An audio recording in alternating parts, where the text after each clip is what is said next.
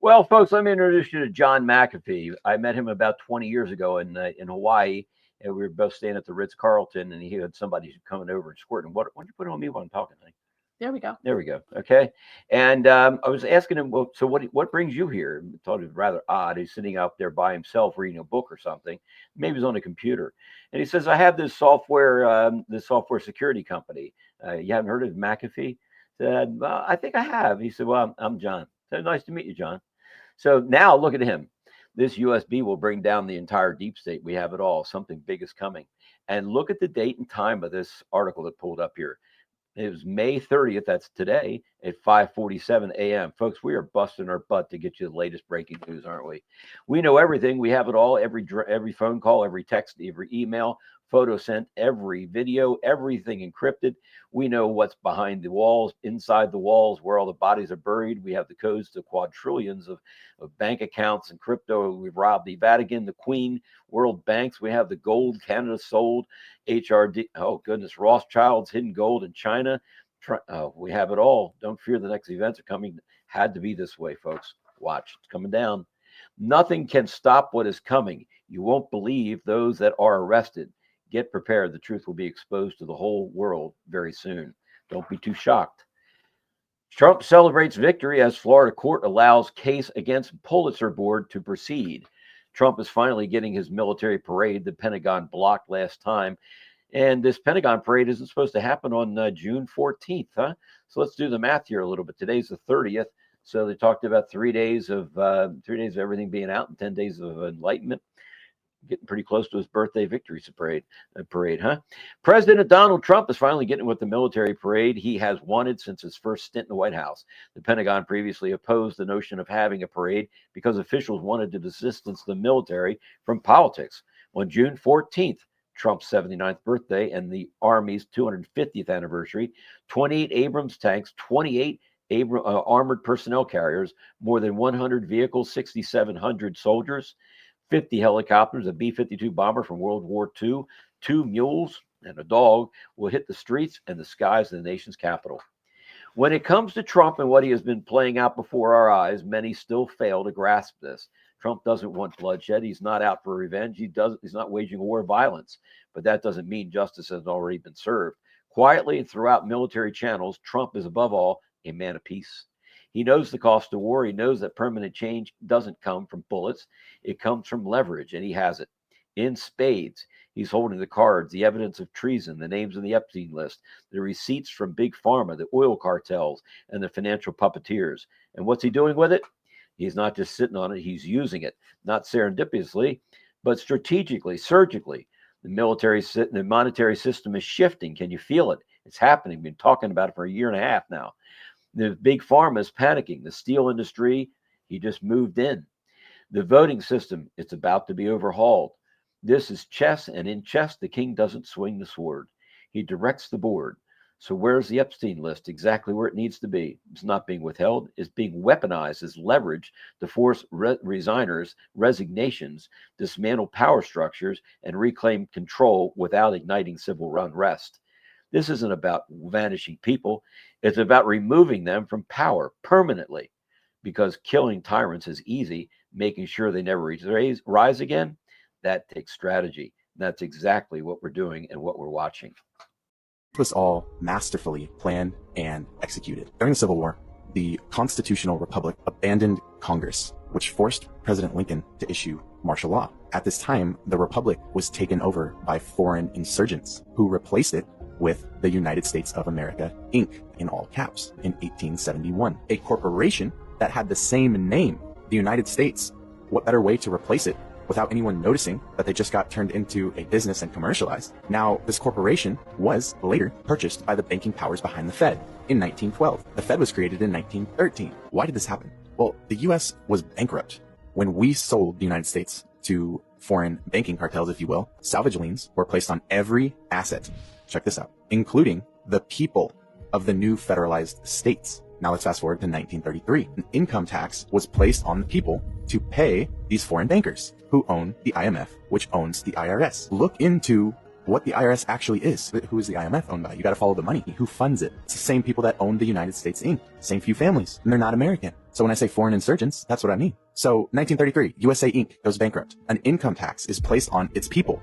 In other words, you and I were turned into property. Look it up. We were turned into cattle, and we were collateralized in order to turn us, humans, flesh and blood, into a means of paying off a massive debt. But the problem is that while you are technically a person, you've entered into contracts that you're completely unaware of, such as your birth certificate, social security number, etc., that are all saying, I consent to being collateralized. You're living as property, as opposed to living as a blood and flesh natural being. On paper, you are property. You are a corporation right now. You might be hearing this and thinking, we're fucked. We're property? Are you kidding me? And that's true. And property doesn't have rights. But here is both the blessing and the curse. There are multiple of you. Just like there's multiple United States of Americas. Sleight of hand, remember? What hat do they want to wear?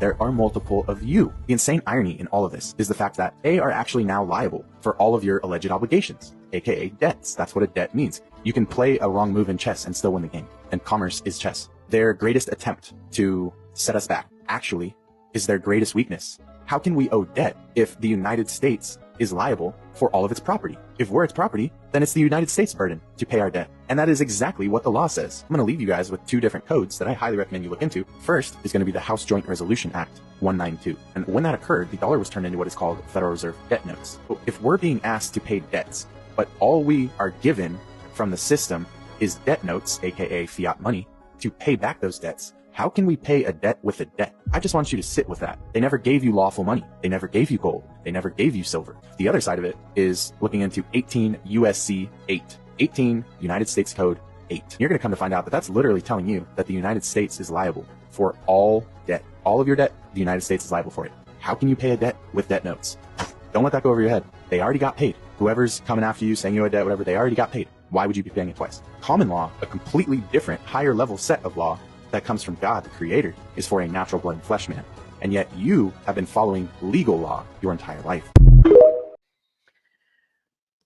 On June 4th, 1963, President JFK signed Executive Order 1110. It was never repealed by any U.S. president, though an executive order and still valid. Let's think about it. Amendment to the executive order leading to confidence of certain functions are affecting the Department of the Treasury. This was returning us back to a silver standard. Well, that was exciting, wasn't it? Dan Bongino says authorities are closing in on suspects connected to the January 6th pipe bomb investigation. The Trump administration has canceled a $700 million contract awarded to Moderna for the development of a bird flu vaccine. Canadian doctors are strongly recommending that pregnant women receive the COVID-19 vaccine, again up there in Canada. A second federal judge appointed by Obama has blocked President Trump's tariffs, declaring them unlawful. President Trump scores a victory in appeals court as the U.S. appeals court reinstates his tariffs. Anthony Weiner, convicted pedophile, is scheduled to appear on The View to talk about his run for New York City Council. Ron DeSantis claims that America wouldn't exist without Israel, calling it the cradle of Western civilization. Multiple high-profile celebrities are reportedly lawyering up, worried that they might be called to testify in the Sean Diddy Combs sex trafficking trial. The Biden administration reportedly failed to investigate over 7,300 human sex trafficking cases. And I'd like to wish you all good morning here. We're here, and today we're diving into a topic that often sparks a lot of discussion in the precious metals community. The difference in value between government-issued coinage versus bars and rounds minted by private for-profit mints. This is a question that comes up quite frequently, whether you're a seasoned collector, investor, or just someone looking to understand the nuances of precious metals.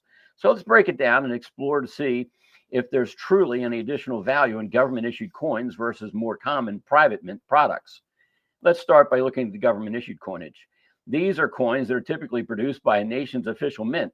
Think of coins like the American Silver Eagle, the Canadian Maple Leaf, or the South African Cougaran. These coins hold a certain cachet, not only because they're made of precious metals like gold or silver, but also because they are legally recognized as currency in their respective countries.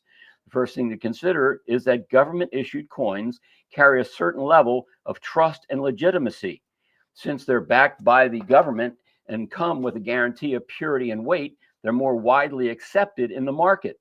These coins are considered legal tender, meaning they can technically be used for transactions, although most people buy them for investment purposes rather than for the transferring of purchasing power. But this is changing, evidenced by multiple states now passing legislation to recognize once again gold and silver coin as legal tender. However, the collectability factor also plays a significant role. Many government issued coins, especially limited edition ones or those with historical significance, can appreciate in value over time far beyond their melt value. That's called numismatics. Coins like the American Silver Eagle or the Gold Buffalo often have a premium attached to them due to their status, their collectability, and the fact that they're reminted by a recognized authority. This premium can make them more desirable to collectors and investors alike. Now let's shift to gears to bars and rounds produced by private mints. These are typically created by private for-profit companies like PAMP, Swiss, Johnson Matthey, or the Canadian Mint's private counterparts, and others. Unlike government coins, these are not considered legal tender, but that doesn't mean they don't have significant value. In fact, many investors prefer them for their cost effectiveness. Private mint products tend to carry lower premiums over the spot price of silver, gold, or other metals, making them a more affordable option for those looking to accumulate larger amounts of metal for investment, but not monetary or coin of the realm use. One of the advantages of private mints is the flexibility and diversity of the products. Private mints often offer unique designs, limited edition runs, and special themed rounds or bars that are especially appealing to collectors. These products may not have the same widespread recognition as government issued coins, but they still offer some metal content that can be just as valuable, especially when considering their potential for appreciation due to rarity or design. That being said, private mints are also known for producing high quality products. Many of these bars and rounds are made with the same purity standards as government issued coins, and some are even struck with higher precision or intricate designs. They can be a great way for investors to acquire precious metals without the added premium that typically comes with the government issued coinage or not. Pre-65 dimes are still $1 or $2 over spot. So the question remains, is there any additional value in government issued coinage versus bars and rounds from private mints? The answer is your goals. If you're seeking ultimate fungibility and acceptability, then yes, government issued coinage offers added value. Sovereign coins have a history, a reputation, and are widely recognized around the world. For those looking to pass wealth down or collect items of historical significance, these coins can be a great choice. But if your goal is purely investment, focusing on getting the best price for your precious metals, private mint bars and rounds may be the better option for you, though bars and rounds lack authenticity. Market liquidity also plays a role. When private mints offer lower premiums, they might not be easily to sell or negotiate as easily as government issued coins. The vast network of buyers familiar with products like the American Silver Eagle or the Canadian Maple Leaf means that these coins often enjoy a broader market recognition and can be more easily used to transfer purchasing power. At the end of the day, both options have their merits. Government issued coins offer trust, recognition, collectability, while private mints products offer more affordable options with the same metal content, often with unique designs or collector's items. The value is ultimately determined by what you prioritize as an investor. Is it a solid market presence and a government backing, or is it cost effectiveness and flexibility of private mint offerings with cute designs? I had to throw that in there. We were real serious up at that time, weren't we? Let's conclude this one now. In conclusion, let's bleep that part out. You want to remove that 15 seconds, or should we keep it in there? I say we keep it in. All right. In conclusion, there's no definitive answer to which is better. It's all about finding the balance that fits your personal financial strategy. Whether you prefer the prestige of government issued coins or the flexibility and affordability of private mint rounds and bars, the key is to buy what resonates with you. Both options can help you preserve and grow your wealth in the precious metals market. However, consider fungibility and use your stack to harness your purchasing power, recognized in your country.